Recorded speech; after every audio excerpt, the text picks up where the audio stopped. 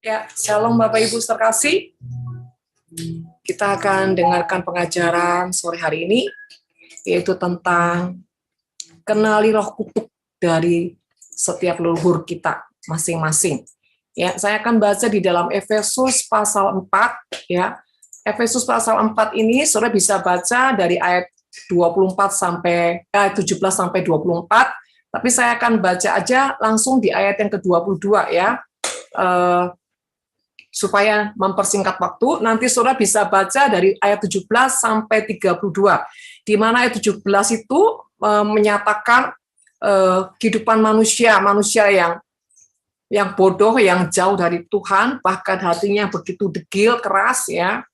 Jadi di mana kita harus meninggalkan itu. Tetapi ayat 32 itu adalah sifat yang ketika kita sudah dibaharui. Saya akan baca langsung di ayat yang ke-22 sampai dengan 24. Demikian firman Tuhan, yaitu bahwa kamu berhubung dengan kehidupan kamu yang dahulu, harus menanggalkan manusia lama, yang menemui kebinasaannya oleh hawa nafsu yang menyesatkan. Saudara, ayat ke-22 ini Saudara garis bawahi, di mana dikatakan, harus menanggalkan manusia lama. Jadi manusia lama ini harus ditanggalkan, ditinggalkan, bahkan dimatikan, ya, Saudara. Karena manusia lama ini kalau tidak dimatikan, Saudara, maka ujungnya semuanya itu akan menjadi hawa nafsu yang menyesatkan, ya. Nanti saya akan menceritakan bagaimana kehidupan orang yang sudah bahkan melayani Tuhan sampai luar biasa, tapi masih punya keterikatan dan ujungnya mengerikan. Saudara, yang ke-23, supaya kamu diperbaharui di dalam roh dan pikiran. Nah, ini Saudara yang nanti kita akan bahas, bahwa setiap kita anak-anak Tuhan itu harus diperbaharui jiwa dan rohnya. Ya. Ayat 24, dan mengenakan manusia baru yang telah diciptakan menurut kehendak Allah. Mengenakan manusia baru, ya, yang telah diciptakan menurut kehendak Allah di dalam kebenaran dan kekudusan yang sesungguhnya. Berarti pengertiannya ada kebenaran dan kekudusan yang palsu, Saudara. Makanya di sini firman Tuhan menyatakan kebenaran dan kekudusan yang sesungguhnya. Berarti ada kebenaran dan kekudusan yang palsu, ya. Jadi ini Saudara dasar-dasar ayat firman Tuhan. Mengapa kita ini harus mengenali spirit-spirit atau kutuk-kutuk leluhur yang masih mengikat di jiwa kita tanpa kita sadari. Karena itu akan menjadi penghalang yang sangat besar, ya, di dalam proses pembentukan manusia baru kita di dalam Tuhan, ya. Jadi kita perlu mengerti kenapa kita harus mengenali, ya, kehidupan kita yang lama, bahkan riwayat roh-roh leluhur yang nempel pada jiwa kita yang pada kehidupan yang lama, ya. Ada juga di dalam Yeskiel 36 ayat 26 sampai 27. Nah, ini Saudara, ini satu tujuan daripada Tuhan, ya. Kamu akan kuberikan hati yang baru dan roh yang baru di dalam batinmu.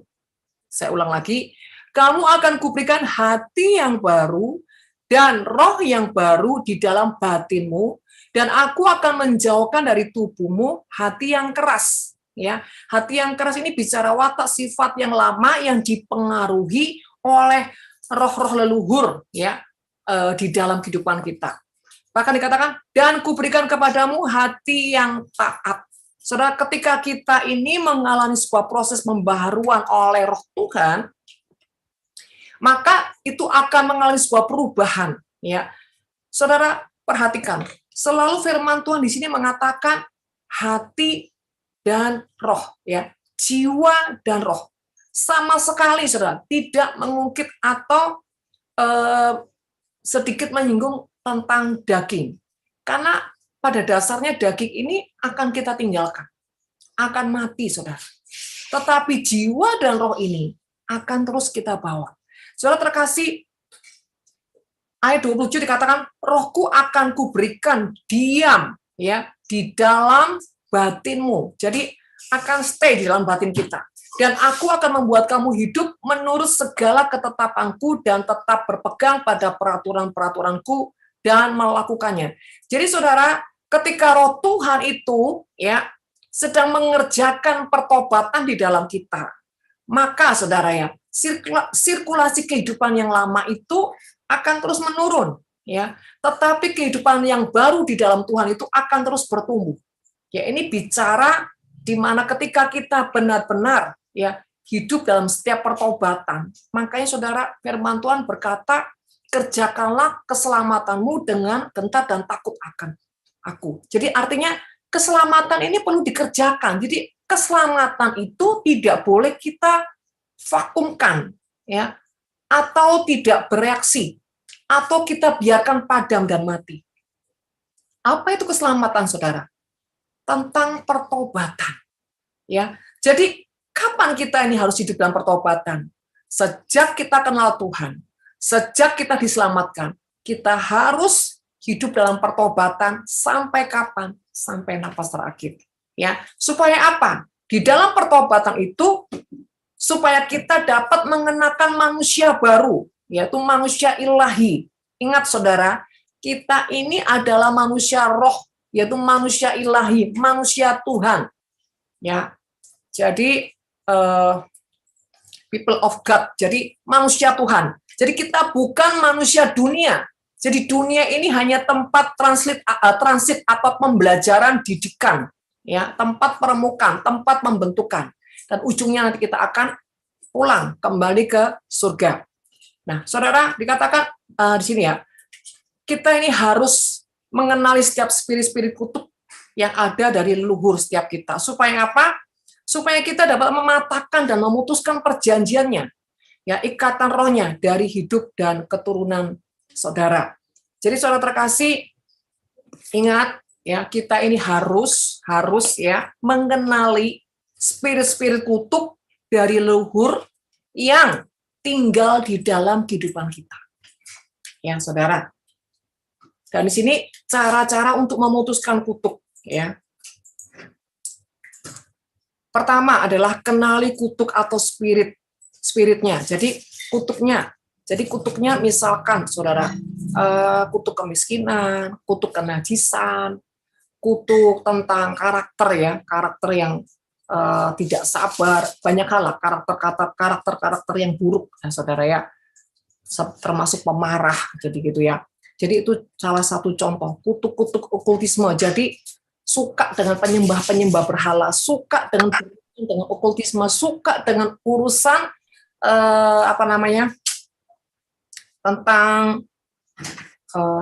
tentang paranormal, ya, kedukun-dukun gitu ya, seperti itu. Suka ilmu bintang-bintang gitu, saudara ya. Dan rohnya itu seperti apa? Dan pahami cara kerjanya, ya. Jadi cara-cara kerja roh jahat itu pertama, yaitu cara kerjanya mengintimidasi, ya. Ya, yaitu mengintimidasi di pikiran, ya, di telinga kita, di hati kita, bahkan di panca indera kita, ya. Ketika kita melihat sesuatu tuh langsung dia sudah meneror dengan penghakiman, ya saudara ya. Yang kedua tentang keterikatan dosa, keterikatan mamon atau kelemahan sifat karakter, ya. Jadi keterikatan apapun, ya, keterikatan dalam hal kenajisan, ya, keterikatan dengan roh belanja, ya. Belanja itu kalau orang suka belanja itu juga spirit loh, saudara. Jangan dikira roh belanja itu bukan spirit, ya. Orang-orang yang suka kebiasaan pemborosan, ya. Juga ada spirit yang pelit, yaitu spirit mamon, ya, saudara. Itu pelit, kikir, wah, pokoknya seperti itulah. Dan kelemahan, ya. Yang ketiga tentang pengaruh lingkungan. Jadi pengaruh lingkungan ini kemanapun saudara itu akan bertemu atau dipertemukan dengan orang-orang yang kondisinya sama, ya, dengan keadaan saudara. Misalkan saudara orang yang suka emosi, nanti saudara akan dipertemukan dengan orang-orang yang emosinya juga tinggi, saudara ya.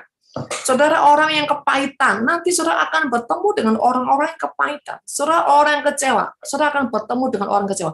Bahkan saudara kalau saudara itu orang yang gagal, saudara akan ketemu dengan orang-orang yang gagal.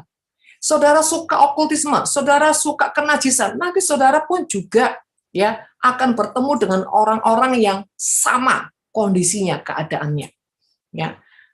Cara selanjutnya, cara kerja iblis yaitu suka menyendiri. Ada orang-orang yang sukanya mengisolasi diri. Jadi dia nggak suka keramaian, ya. Dia nggak suka bergaul dengan orang lain. Dia suka menyendiri, bahkan menikmati dunianya sendiri. Ya, ini jadi orang aneh, ya saudara ya.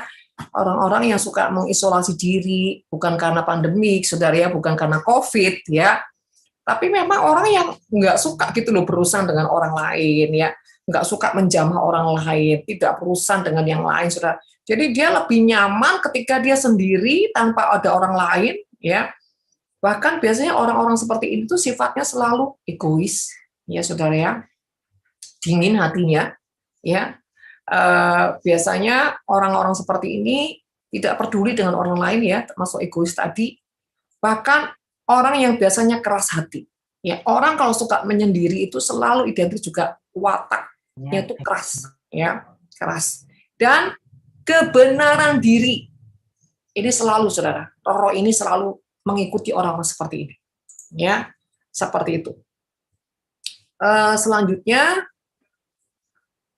ya,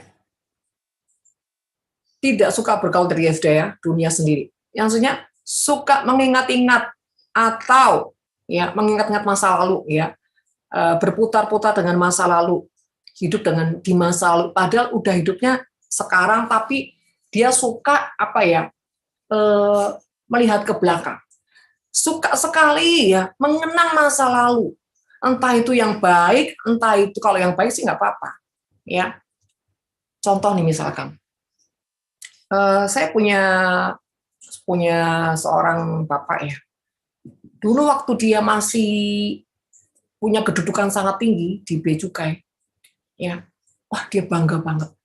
Dia dihormati orang, disegani orang, bla bla. Bahkan dia ini orang yang pendermanya sangat tinggi, sangat dermawan, ya.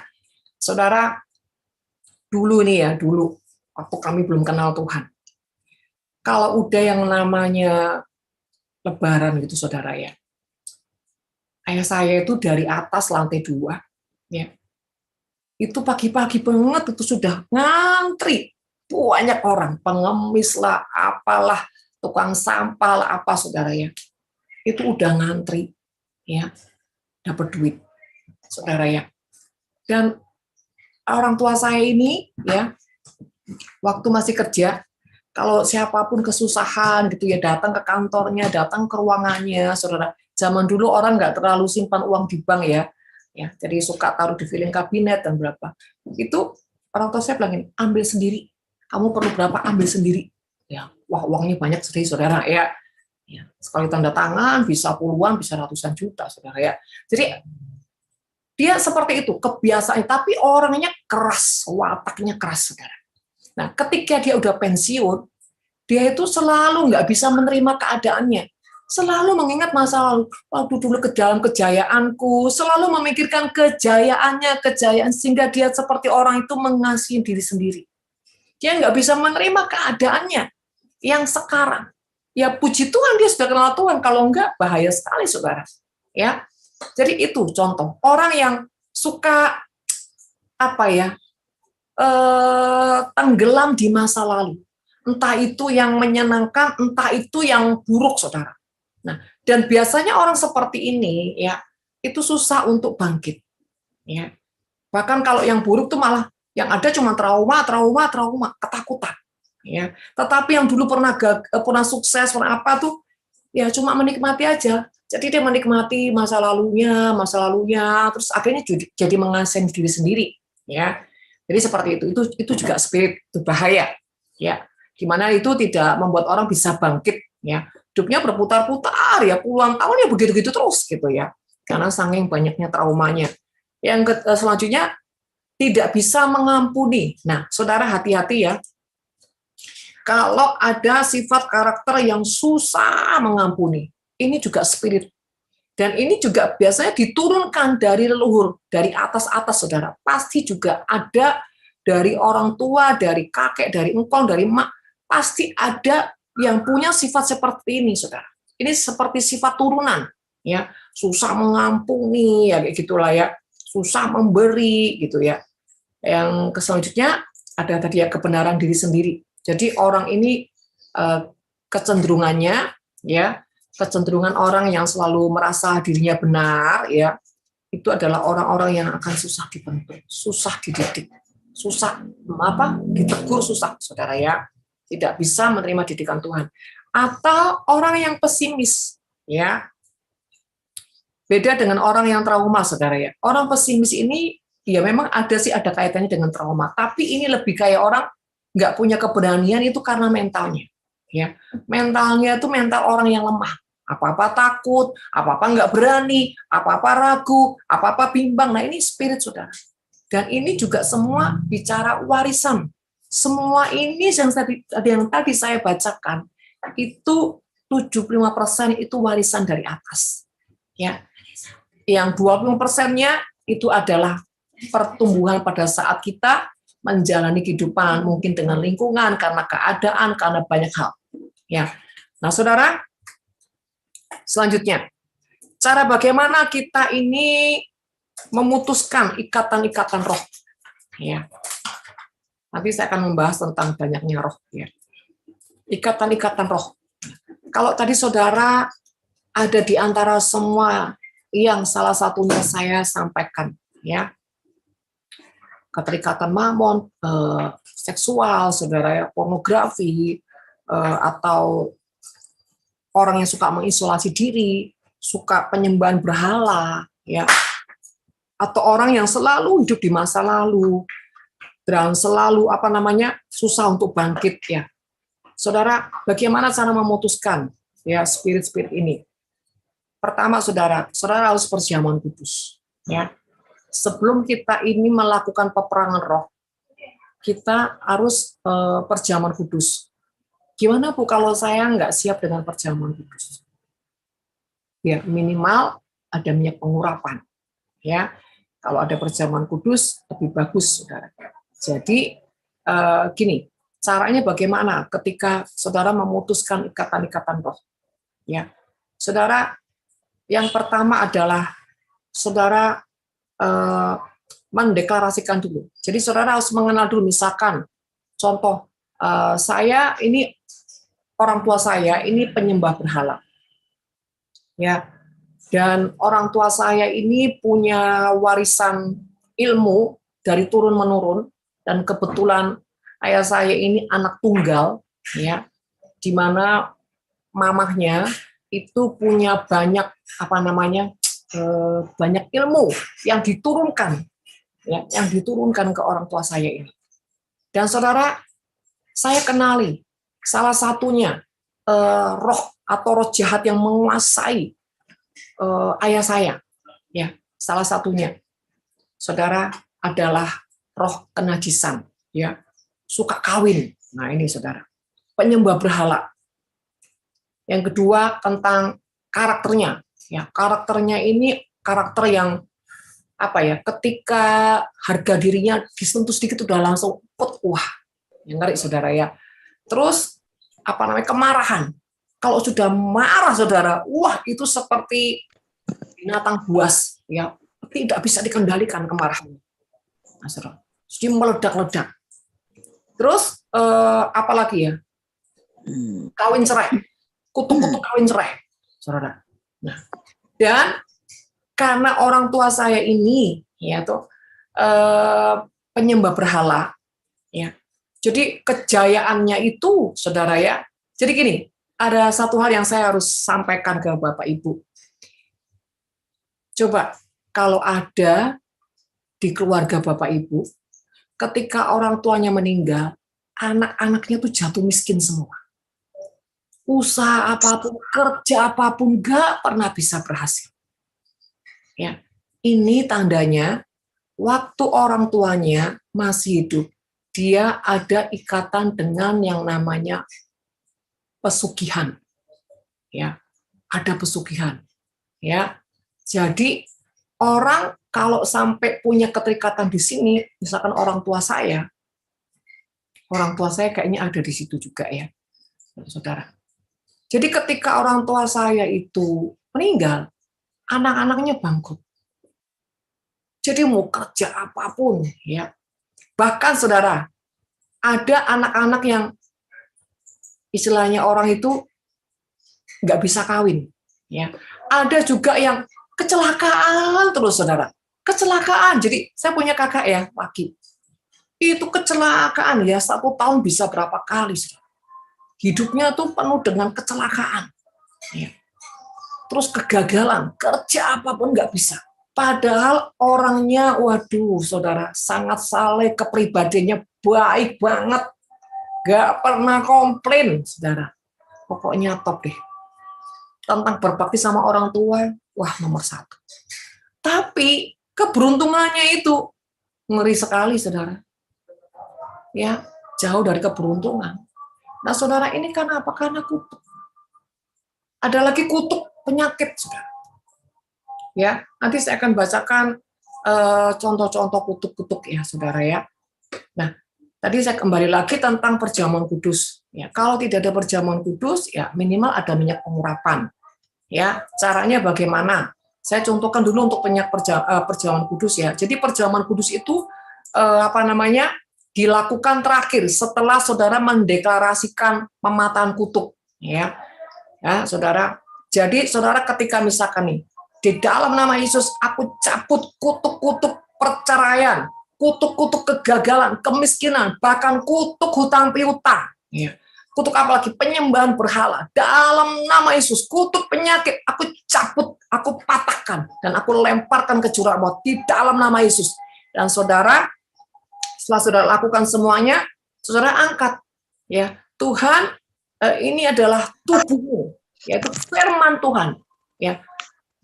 Jadi saudara katakan, pada saat ini aku hidup di dalam kebenaran-Mu, di dalam kebenaran firman-Mu yang memerdekakan hidupku. Jadi saudara angkat dan saudara katakan di dalam nama Yesus mulai detik saat ini semua kutuk sudah dipatahkan dan aku hidup dalam kebenaran. Saudara makan itu, ya, hostinya, rotinya. Yang kedua, saudara angkat perjamuan. Saudara katakan, Tuhan, di dalam nama Yesus, ini darah-Mu, darah yang mematahkan dan membebaskan aku dari setiap kutuk, darah yang memperdamaikan aku dari setiap kutuk. Ya, saudara perkatakan bahwa semua kutuk sudah dipatahkan, dicabut sampai ke akarnya, dan semua perjanjian-perjanjian berhala sudah dibatalkan. Di dalam nama Yesus, aku bersekutu dengan darah Yesus. Sehingga apa? Mulai detik saat ini, DNA Kristus ya termaterai dalam kehidupanku. Nah, seperti itu. Baru saudara angkat apa? Minyak. Jadi sisa perjamuan, kalau tidak ada perjamuan, saudara tinggal angkat minyak, saya urapi. Dalam nama Yesus, semua kutuk-kutuk sudah dipatahkan, sudah dibatalkan. Minyak pengurapan, aku terima otoritas kehidupan yang baru di dalam nama Yesus. Semua roh jahat sudah dipatahkan, dihancurkan oleh minyak pengurapan ini. Jadi olesi saudara, dari atas kepala, panca indera saudara, semua olesi, hatimu keolesi, ya saudara ya, kedua tanganmu seperti perjamuan saudara, olesi juga di kakimu, ya. Katakan seperti, bahkan katakan semua tubuh jiwa rohku sudah dibatalkan dari semua perjanjian kutuk, ya. Jadi perkatakan, deklarasikan dengan segenap hati. Jangan gini. Dalam nama Yesus aku patahkan kutuk. Saudara, ini di roh ini nggak menggema, nggak bisa. Karena ini gini loh. Bayangkan, roh yang mengikat saudara dia sebelum saudara lahir itu sudah mengikat di janin, ya. Darah itu bicara jiwa, bicara roh, saudara. Jadi saudara terkasih, waktu kita itu masih di di kandungan ibu, itu kita sudah terikat dengan roh leluhur kita, ya. Jadi saudara, ikatan itu sudah ada sejak kita dalam kandungan. Terus pada saat kita tumbuh, ya, tumbuhlah dewasa, terus itu roh itu akan tumbuh juga, saudara, dan akan membuahkan karakter, sifat, tabiat, bahkan membuahkan ya semua nilai-nilai yang sesuai dengan roh yang ada pada kita dari leluhur. Jadi saudara terkasih, kita katakan, aku cabut sampai ke akarnya. Di dalam nama Yesus aku putuskan. Ini perlu apa? Kekuatan yang di roh, kekuatan yang di jiwa untuk apa? Benar-benar memutuskan dengan tegas, bahkan dengan yakin dan percaya. Ya, karena kalau saudara ragu, roh itu tidak akan pernah lepas dari hidupmu. Ya, jadi lakukan dengan iman, dengan keteguhan, dan jangan ragu, jangan bimbang. Ya, saudara perlu pakai firman Tuhan berkata, firman-Mu ada di dalam firman-Mu. Ketika aku mengaku dosa, maka Allah itu setia. Sekalipun dosaku merah seperti kemisi, Engkau sanggup memutihkan seperti salju. Ya, dan setelah itu saudara lakukan membalikan keadaan. Jadi setelah saudara membereskan secara roh, secara deklarasi, langkah selanjutnya adalah membalikkan keadaan. Contoh, kalau saudara keterikatan dengan kemarahan emosi, ya emosi yang tinggi, emosi yang meledak-ledak, atau roh pemberontakan, cara bagaimana saudara membalikkan keadaan? Ya, belajar menguasai diri, belajar sabar, itu namanya membalikkan keadaan. Tetapi satu hal, kita harus melakukannya dengan meminta kekuatan Tuhan, dengan meminta kekuatan Roh Kudus. Ya, jadi saudara selalu katakan, Roh Kudus, tolong aku, Tuhan, tolong aku, urapi aku. Untuk apa? Mempunyai hidup yang diubahkan. Nah, saudara sadar, ketika saudara sedang membalikkan keadaan dengan melakukan firman Tuhan, ini contoh, Tuhan, aku mau berubah, aku nggak mau emosi lagi, aku nggak mau punya karakter kemarahan. Detik itu sudah menyerahkan hidup sama Tuhan, detik itu biasanya juga proses mulai terjadi. Dan saudara, jangan heran, jangan kaget, saudara akan dipertemukan dengan orang-orang yang ya diizinkan Tuhan untuk mengorek, memancing semua yang berkaitan dengan kelemahanmu tentang kemarahan, tentang emosi. Jadi saudara nggak bisa bilang begini, saya ini udah niat loh, udah niat mau sabar, udah mau niat nggak marah, tapi si A ini becek no. Ya, nah saudara itu sarana yang dari Tuhan. Kalau nggak ada orang-orang ya untuk membuat kita terkorek, saudara ya, untuk membuat kita terlatih, untuk membuat mengeluarkan semua ya spirit-spirit yang mengikat keluar, saudara ya nggak bisa kita berubah, saudara. Jadi saudara jangan heran, saudara akan dipertemukan, diperhadapkan dengan orang-orang yang membuat saudara tidak sabar atau memancing kemarahan saudara. Itulah sarananya. Bukan ketika saudara berdoa mau sabar, tiba-tiba bim salah bim, sabar. Nggak bisa, saudara. Saudara akan diperhadapkan. Ya, bahkan dengan keadaan, dengan situasi, saudara akan diperhadapkan. Tujuannya apa? Untuk memancing semua manusia lama kita itu dikorek rohnya, ya dikeluarkan rohnya, dicabutin rohnya, saudara. Dan itu butuh proses, ya. Yang kedua, kalau kau terikat dengan kenajisan, bagaimana cara membalikkan keadaan? Punya komitmen untuk hidup benar, untuk hidup kudus. Tidak menyukai kenajisan. Ya, kalau engkau ada kutuk perceraian, engkau belajar komitmen dengan pernikahanmu, apapun keadaannya, bahkan ketika pasanganmu, ya mungkin sangat mengesalkan hati, menyakiti hatimu. Ketika kau punya keputusan, misalkan saya contoh, orang tua saya ini, ayah saya ini kawin 4, saudara. Ya, tapi waktu saya masih SMP, terbesit di hati saya gini, saya nggak mau ya kayak gitu. Saya nggak mau. Nah, saya belum mengerti kebenaran pada saat itu. Tapi niat di hati saya itu menjadi statement yang sangat kuat. Dan ketika saya ketemu Tuhan, itu saudara, niat itu saya saya aplikasikan. Apapun seberat rumah tangga, pernikahan saya berjuang untuk mempertahankan. Apapun. Wah, benar-benar kayak neraka, saudara ya. Benar-benar badai itu bisa setiap saat. Tapi ketika saya putuskan, tidak.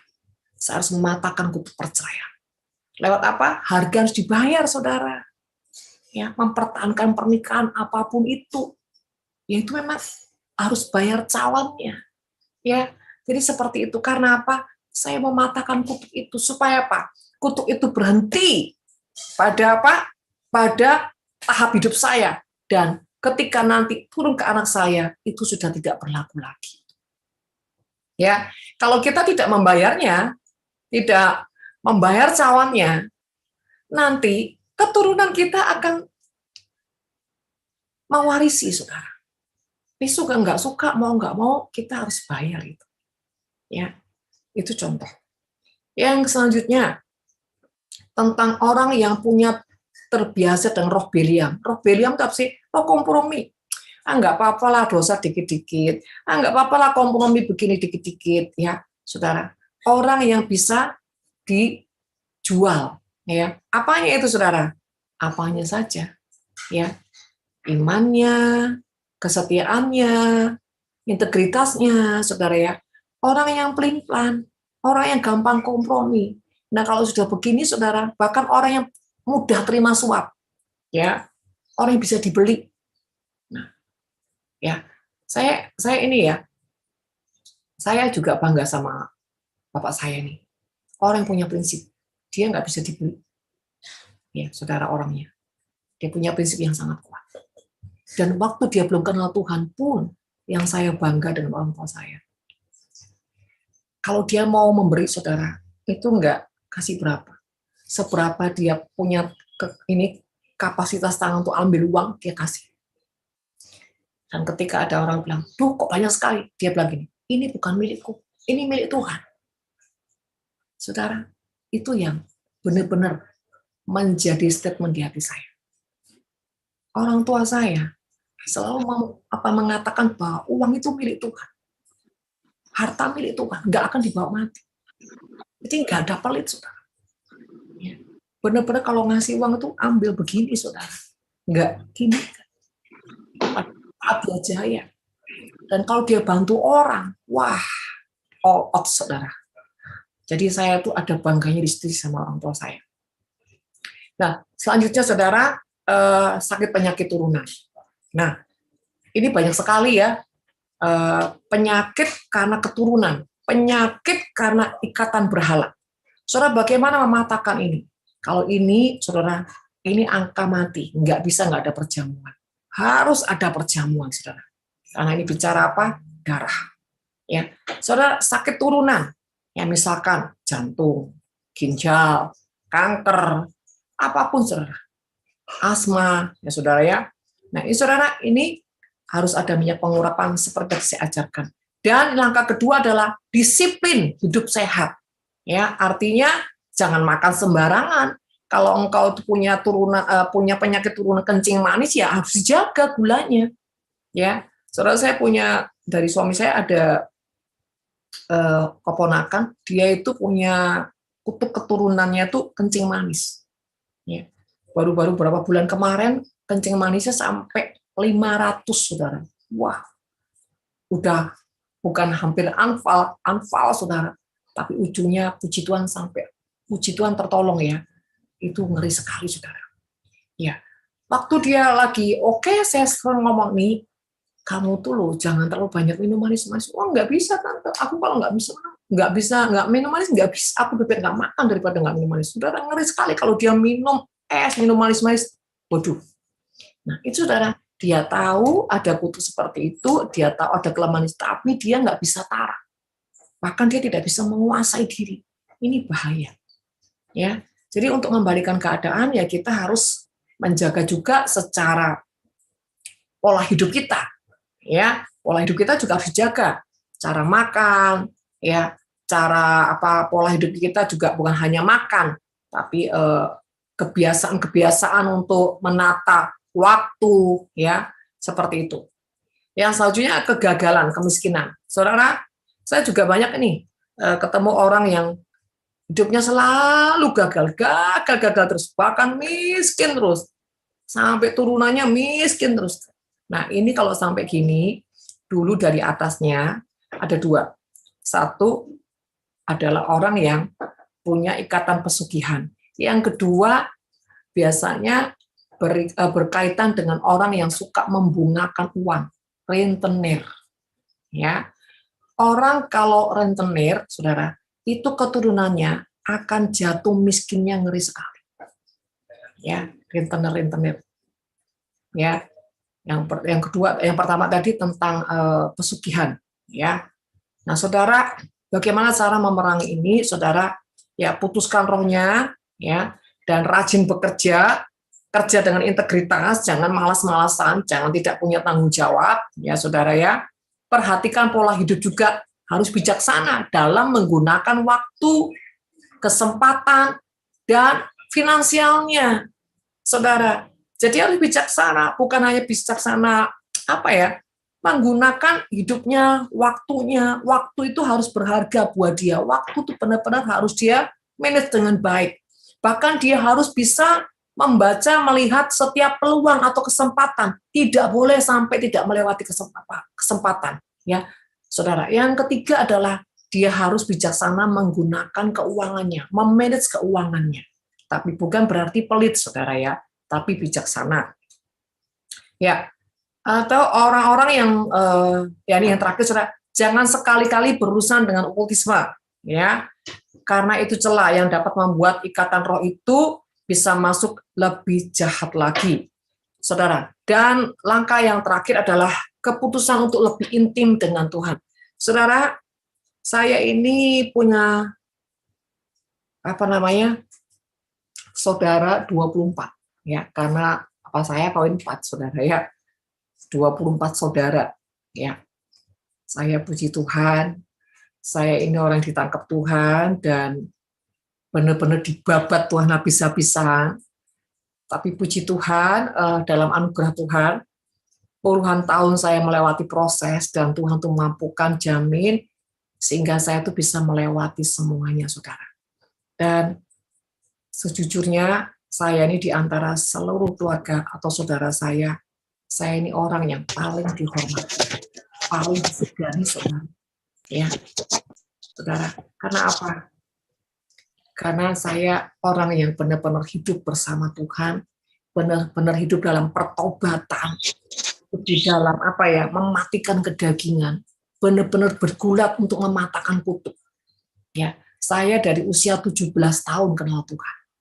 Saya menikah umur 19 tahun pada saat itu karena suami saya itu umur 29. Jadi mau nggak mau ya keluarga dari suami saya minta saya harus menikah. Ya. Jadi bayangin, saudara, saya ketemu Tuhan 17 tahun. 19 tahun saya menikah. Ya. Saudara, pada saat 17 tahun saya terima Tuhan. Pada saat saya terima Tuhan, saya sudah mengalami proses langsung alami proses.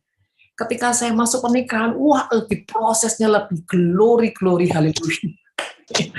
Saudara terkasih, ngeri sekali. Ya. Saya punya mertua yang ajaib, saudara. Pokoknya ajaib semua. Tapi saudara terkasih, Tuhan memampukan saya melewati semuanya itu. Dan benar-benar, saudara, saya menikmati. Sekarang saya menikmati. Ya, menikmati yang namanya kutuk yang dipatahkan dari orang tua saya. Ya, kalau saya lihat saudara-saudara saya kawin cerai dan bapak, kadang-kadang saya ngeri, tragis. Ya, jadi saya ini bersyukur, saya orang diselamatkan Tuhan, saya orang dipilih Tuhan, ditetapkan Tuhan, dan dimampukan untuk hidup dalam proses-proses pertobatan yang berpuluh-puluh tahun, saudara. Saya nggak bisa menceritakan ya. Ujungnya saya menikah Tuhan. Ya, jadi keputusan untuk lebih intim dengan Tuhan itu harus, apalagi saudara punya latar belakang penyembah berhala atau leluhur-leluhur yang dulu penyembah berhala, itu kalau nggak kerja keras dalam pertobatan akan susah, saudara, akan mengerikan. Ya, itu gimana kan firman Tuhan bicara, katanya kalau udah terima Tuhan kutuk dipatahkan. Ya, memang pada saat kita terima Tuhan dan kita dibaptis, ya, seketika itu juga kutuk dipatahkan. Tetapi permasalahannya gini, saudara. Kenapa roh itu bisa kembali lagi? Ya, seperti dalam firman Tuhan, ketika roh jahat itu ya keluar dari seseorang, dia akan mengembara kemana-mana, mencari tempat. Nah, jadi gini, pada saat saudara terima Tuhan sebagai juru selamat, saudara dibaptis selam, detik itu kutuk dipatahkan. Tetapi ketika setelah itu saudara tidak mengerjakan keselamatan, tidak hidup dalam pertobatan, tidak hidup dengan firman Tuhan, maka ruang roh saudara ini kosong.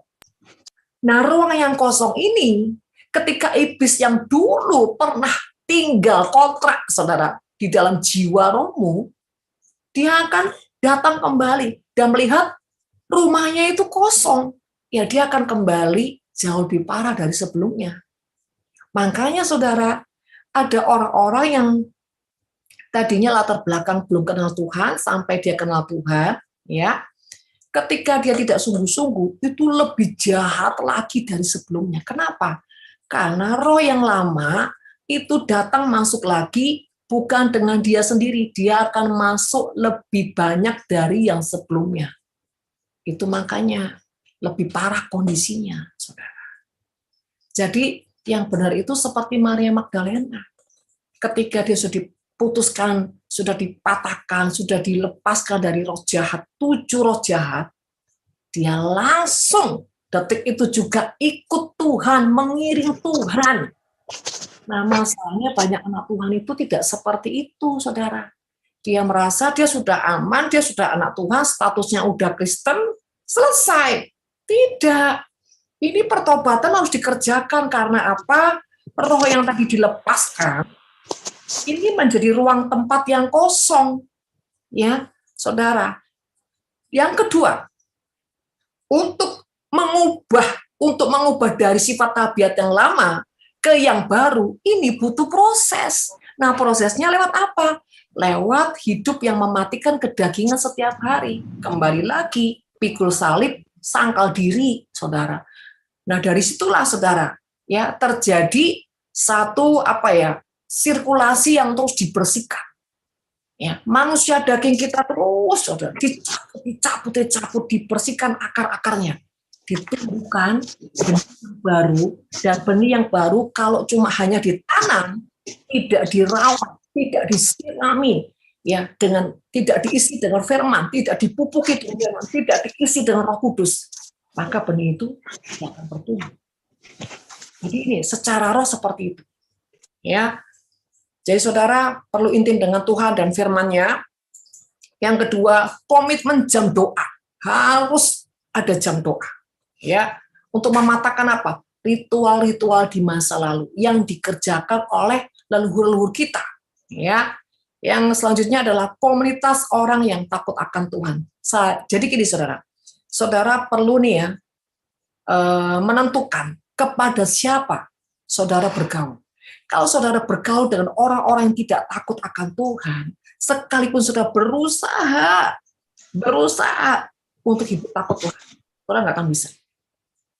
Kecuali kalau pondasi manusia roh kuat, bolehlah, saudara.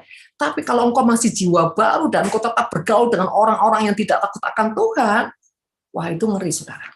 Ya, jadi saudara, kalau kita mau aman, ya, seperti satu kali Ibu Incipto diwawancarai, apa sih rahasia Ibu bisa selalu on fire nih sampai berpuluhan tahun? Salah satunya dia bilang gini, saya bergaul dengan orang-orang yang ya takut akan Tuhan. Komunitas saya harus komunitas yang sama dengan saya. Sehingga apa? Saya dibangun terus dengan orang-orang yang takut akan Tuhan, saling membangun. Ya, jadi seperti itu. Jadi saudara, komunitas saudara ketika saudara bergaul, itu akan menentukan hasilnya. Jadi, jangan bergaul dengan orang yang tidak takut. Apalagi orang-orang yang suka hidup dengan kompromi, dengan dosa, dengan kenajisan, saudara akan terinvestasi secara spirit. Ya, percaya nggak percaya itu, saudara. Karena firman Tuhan juga bilang, engkau bergaul dengan siapa, engkau akan menjadi seperti siapa nanti. Ya, jadi komunitas itu penting sekali. Yang selanjutnya, hidup dalam kesetiaan dan ketaatan untuk melakukan firman Tuhan. Jadilah orang yang setia dan taat. Taat dan setia, ya, kepadamu Tuhan. Jadikan aku indah yang kau pandang mulia, seturut karyamu di dalam hidupku. Artinya apa? Seturut karya Tuhan itu seturut proses-proses yang Tuhan bawa dalam kehidupan kita, seturut pembentukan yang Tuhan kerjakan di dalam kita, ya. Ajarku berharap hanya kepadamu. Tidak berharap pada manusia, tidak berharap pada dunia, tidak berharap dengan kekayaan, tidak berharap dengan apapun selain daripada Tuhan.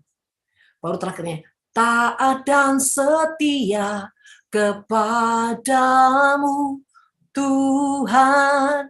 Kalau kita jadi orang yang terbiasa punya gaya hidup setia dan taat sama Tuhan, pastinya juga secara dunia kita jadi orang yang setia dan taat dengan hal-hal yang positif, hal-hal yang membangun. Saudara, saya punya kebiasaan, ya, apalagi kalau udah tentang Tuhan, ya, apalagi tentang bicara ibadah, saya ini nggak main-main. Ya, saya tidak membiarkan untuk tidak disiplin, saya tidak mau. Nih, contoh ya, kami di Nafiri, kalau itu ibadahnya dulu tuh jam 7, saudara, ibadah jam 7, ya, minimal setengah 7 kami sudah duduk nyembah. Nggak ada yang telat-telat datang, saudara. Apalagi pengerja. Ya, kalau dia ini, saudara, tugas setengah 7 tet, dia sudah duduk nyembah. Terlambat aja, saudara, terlambat 1 menit, ya, saya tidak boleh dia masuk. Ya, kami disiplin. Ya, bukan tidak boleh dia melayani. Pernah, saudara, kami ajarkan bagaimana menghormati dan takut akan Tuhan. Ya, ibadah jam 7. Setengah 7 pengerja harus sudah duduk menyembah Tuhan. Jangan buat Tuhan menunggu. Tapi kita lah yang harus menunggu Tuhan, menghormati Tuhan, takut akan Tuhan. Saudara. Dan nggak boleh waktu ibadah-ibadah gitu pakai kaos-kaos yang biasa. Kita menghormati Tuhan, kecuali kita nggak punya, atau keadaan, ya nggak apa-apa. Saya selalu, saudara, minimal kau punya kaos yang berkerala. Ayo hormati Tuhan. Memang Tuhan tidak memperhitungkan itu, tetapi kalau kita bisa memberikan yang terbaik, kenapa enggak? Itu, ya, itu. Jadi tempat ibadah harus bersih, mimbar harus bersih. Enggak ada mimbar belepotan, kotor-kotor, berdebu. Oh, tidak ada. Saya bisa marah. Karena apa? Saya menghormati tempat Tuhan bicara. Saudara, saya tidak mengkultuskan benda-bendanya. Saya tidak mengkultuskan. Bahkan alat musik tidak boleh berdebu. Karena semuanya itu dipersembahkan untuk menyenangkan Tuhan. Sampai segitu. Jemaat, jam 7, tepat harus sudah datang. Kalau terlambat, silakan tunggu di luar dan ibadah di luar. Mereka tidak berani masuk. Seperti itu. Kami ekstrim. Ya. Nah, saudara, apa ya? Bahkan tentang karakter. Di tempat kami, nggak ada ya orang gosip-gosip. Wah, bisa marah saya kalau ada orang gosip-gosip, saudara. Karena apa? Kita ini harus hidup takut akan Tuhan. Firman Tuhan bilang, jangan mengusik hamba yang kuurapi. Siapa hamba? Semua orang yang percaya Tuhan itu hamba Tuhan. Nggak boleh mengusik. Apalagi, apa ya, membuli atau tertawa dengan kejatuhan seseorang. Wah, ya, kami tidak ada menggosip, menghakimi. Ya. Saudara, setiap orang yang datang ke tempat kami, harus kita buka hati, menjadikan mereka itu keluarga. Siapapun itu orangnya, tidak boleh pilih-pilih. Dan harus bisa menyentuh sampai ke hati. Tidak boleh ada kemunafikan. Tidak boleh ada kepura-puraan. Ya, mereka harus mengalami itu proses pembelajaran, dan mereka harus sampai ke tahap di mana hatinya itu benar-benar punya kasih, bukan pura-pura, apalagi sandiwara. Nggak ada yang shalom, tapi di dalamnya penuh dengan kebencian. Ya, saya paling nggak suka orang munafik. Bukan berarti saya udah sempurna, saudara. Ya, kita jadi orang harus tahu diri. Ya, dan intinya kalau saya prinsip ini, kalau kita bisa memberi yang terbaik, kenapa tidak? Ya. Intinya, hati kita ini harus benar-benar menjadi seperti hatinya Tuhan. Terlepas kita harus lewati proses. Terutama dalam hal apa? Proses mengasihi, proses kerendahan hati, proses takut akan Tuhan. Dan selanjutnya, setiap kami kalau menyembah, harus sampai kami mengalami Tuhan. Nggak boleh kami main-main. Nggak boleh bengong-bengongan. Saudara. Semua harus sampai mengalami Tuhan. Nggak ada orang-orang pegang handphone, nggak ada. Di tempat kami, nggak ada Alkitab jadi ganti handphone. Alkitab ya Alkitab. Nggak ada handphone. Ya. Jangan coba-coba di tengah ibadah, saudara angkat telepon begini. Wah, saya bisa suruh keluar nanti. Saya lebih baik dibenci sama manusia, ya, daripada saya menjumuskan manusia dengan tidak takut akan Tuhan. Saudara, sekali lagi, bukan saya ini orang yang tidak punya kelemahan. Saya banyak kelemahan, tapi saya selalu belajar untuk yang terbaik. Oke, ya itu saya sekilas saja bagaimana kami mendidik orang-orang Nafiri. Ya, dalam integritas, dalam takut akan Tuhan. Terlepas jatuh bangun proses apapun lah itu, saudara. Ya, tapi kami mengajarkan nilai-nilai takut akan Tuhan, nilai-nilai sebuah pengabdian. Bahkan di dalam melayani, jangan coba-coba. Ya, kamu milih-milih siapa yang kamu layani atau lihat duit. Bahaya. Ya. Pengabdianmu harus menjadi sampai nilai-nilainya adalah ibarat orang itu, saudara, harus mau jadi keset demi pertobatan orang-orang. Melayani sampai ke hati. Benar-benar hati hamba itu bukan cuma slogan, tapi dijiwai di rohmu. Ya. Saudara, seperti itu. Ya. Sekali lagi, itu proses. Ya. Makanya saudara, kalau yang nggak tahan di Nafiri, pasti terpental. Bukan kita bilang kita orang-orang malaikat, enggak. Saking kita sadar, kita ini orang yang kotor, ya, banyak dosa, butuh pertobatan, butuh takut Tuhan. Makanya harus sungguh-sungguh, harus serius. Ya, jadi seperti itu cara kami mendidik mereka di dalam takut akan Tuhan. Ya, artinya tidak main-main. Ya, nggak ada di dalam penyembahan, saudara terus bercanda-bercanda. Ya, nggak ada. Harus menghormati Tuhan, serius. Makanya mereka itu sampai mengalami Tuhan. Kami kalau ibadah dulu ya bisa sampai 4, 5 jam, 6 jam. Bayang itu nggak berasa, cuma penyembah.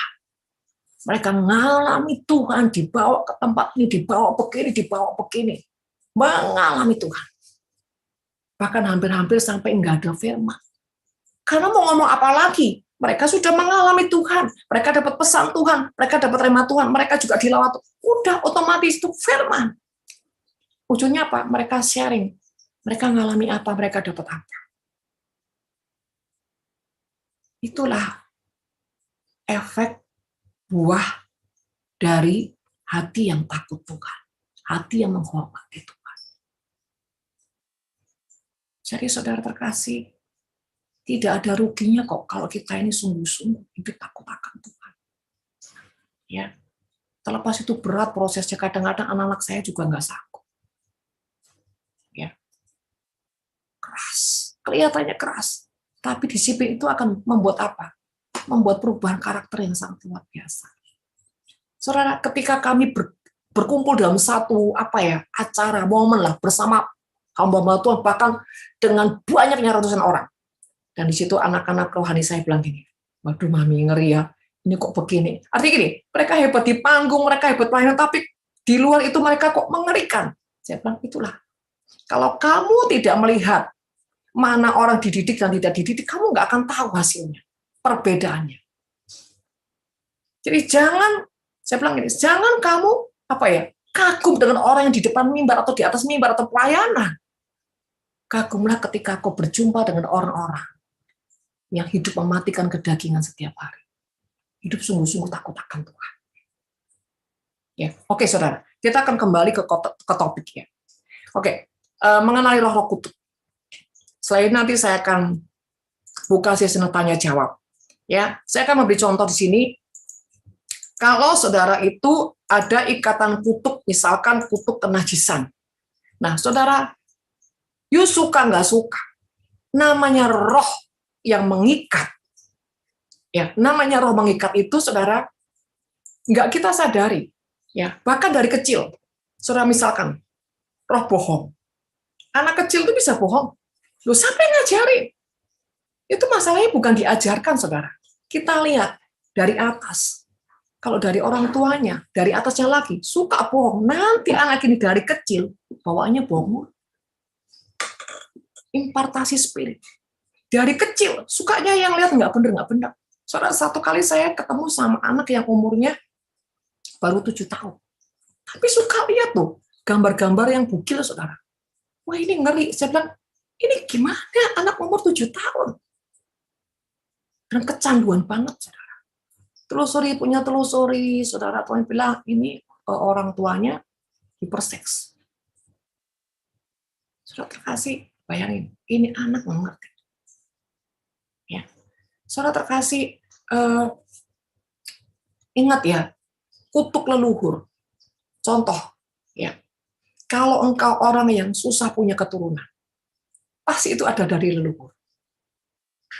Atau ada orang yang kejiwaannya ya rada terganggu. Ya. Saudara, saya menemukan beberapa orang yang kejiwaannya itu gampang terganggu. Ternyata di atasnya sama, saudara. Ya. Sakit jiwa. Bahkan kalau ada saudara ya dari keturunan-keturunan itu penyembah berhala, saudara.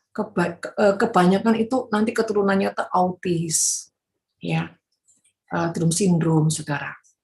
Ya, itu adalah kebanyakan mesti orang-orang yang di atasnya itu penyembah berhala. Ya, saudara, ada lagi orang yang selalu, contohnya gini, keterikatan dengan, jadi gini, dia ini orangnya dia suka ngomong gini, sejujurnya saya tuh nggak suka, misalkan ya, ganti-ganti pacar. Hati saya tuh nggak suka, tapi kenapa ya? Saya ini pacaran, putus lagi. Selidik punya selidik, ini ada kutu keturunan juga. Dan saya bilangin, ayo kita putuskan kutuk ini. Saudara, ketika dia diputuskan kutuk ini, ya, saudara nggak lama dia ketemu sama wanita, ya, saya juga ajarin dia, kamu berdoa, apa yang kamu rindukan untuk pasangan hidupmu, ya, kamu tanya Tuhan. Jadi dia punya kriteria, saudara. Setelah 3 bulan itu kutuk-kutuk dipatahkan, dan dia berjumpa dengan seseorang, saudara ya, dan dia kok ada sinyal di hatinya, saudara. Perempuan ini juga sama. Dan saudara, mereka berkenalan dan mereka membangun hubungan biasa-biasa dan dia mulai tanya sama saya, Bu, saya kenal perempuan, Bu. Saya tuh kayak gimana hati saya? Saya bilang, jangan senang dulu, ayo tanya Tuhan. Jangan deposito dulu ya. Kalau kamu udah deposito senang banget terus kamu tanya Tuhan, percuma pembelah kehendaknya Tuhan. Ya, ujungnya juga kehendakmu. Saya bilang, kebaskan dulu itu rasa senangnya. Saya bilang, ada orang gini, Bu, saya itu berdoa, tanya kehendak Tuhan, apakah ini pasangan hidup saya, saudara? Tapi dia deposito 50% di hatinya, senang banget sama orang ini. Ya percuma dia berdoa. Kalau mau tahu kehendak Tuhan, ini harus dikebaskan, dititik nolkan rasa senangnya, nggak boleh ada, dihilangkan dulu. Ya, kalau mau tanya kehendak Tuhan. Jadi makanya begitu kenal sama orang, kalau ada tanda-tanda, jangan langsung senang dulu, saudara. Tanya Tuhan daripada nanti udah senang dulu, udah kebablasan senang, ternyata Tuhan pulang buka, nanti sudah berat. Nah, singkat cerita, dia berdoa. Saya bilang, kamu minta tanda sama Tuhan deh. Dan tanda itu nanti sama dia. Jadi, saudara, singkat cerita, dia bilang sama Tuhan. Oke, Tuhan, aku mau minta tanda sama Tuhan. Akhirnya dia bicara sama pacarnya ini. Sama temannya. Bilang gini, oke, kamu kasih kertas, aku juga kasih kertas. Tulis. Kalau nanti hasil yang kita tulis sama, berarti kita berjodoh. Ya, saudara, saudara, mereka tulis, tapi tidak saling bicara. Ya, apa yang mereka tulis? Ya, aku suka kamu, saudara ya, saudara, aku suka kamu. Atau dia bilang pertama tuh dia mesti tulis itu, yang kedua, kamu adalah jodoh dari Tuhan. Gitu, saudara. Singkat cerita, akhirnya dua-dua ini aneh. Pemikiran pertama sama, pemikiran kedua sama, dan dia putuskan, aku tulis yang kedua, kamu adalah jodoh dari Tuhan. Ketika dibuka, ditukar, sama tulisannya, kamu adalah jodoh dari Tuhan. Itu tanda pertama. Jadi saudara, dan menikahlah mereka. Nah, tapi sebelumnya, itu ganti pacar sampai hampir 12 kali, sampai dia tuh capek. Tapi dia bilang, aku tuh orangnya nggak suka nyakitin perempuan. Tapi kenapa putus lagi gitu loh. Nah, itu contoh. Ya, selalu gagal dalam percintaan. Selalu gagal dalam perjodohan. Itu pasti ada kutuknya. Ya, itu yang harus dipatahkan. Kedua, ya, mimpi-mimpi ketemu orang-orang yang sudah meninggal. Itu pasti ada kutuk, ada ikatan dengan roh-roh orang yang sudah meninggal. Saya itu dulu suka mimpi ketemu orang tua saya. Apa saya udah meninggal, nenek saya, bahkan mertua saya ketemu, saudara. Dulu saya 15 tahun yang lalu tadi, ya 15 tahun lalu saya nggak ngerti. Ya, kalau itu ternyata ikatan roh. Nah, saudara, itu juga perlu dipatahkan. Jadi kalau orang-orang yang suka mimpi dengan orang-orang yang sudah meninggal, berarti di situ ada ikatan batinnya, ya. Ada perjanjian dengan roh yang orang meninggal tadi. Tapi bukan yang meninggal tadi, tapi roh-roh yang lain yang menyerupai dan perjanjiannya. Jadi seperti itu. Jadi kenali itu sifat karakter-karakter yang lama, terutama karakter-karakter yang buruk. Itu pasti semua itu warisan. Ya. Jadi karakter buruk itu gini, 75% itu warisan, 25% itu karena keadaan kita, ya keadaan itu artinya lingkungan atau proses perjalanan kita yang sering kali begini begitu sehingga membuahkan karakter yang buruk, ya. Tapi 75% itu biasanya warisan dari atas. Ya, karakter lah yang buruk, kegagalan, apa saja. Itu 75% itu pasti dari sononya, 25% itu dari kita. Ya. Sampai di sini saudara, silakan saudara, saya buka ruang tanya jawab mengenai keterikatan roh.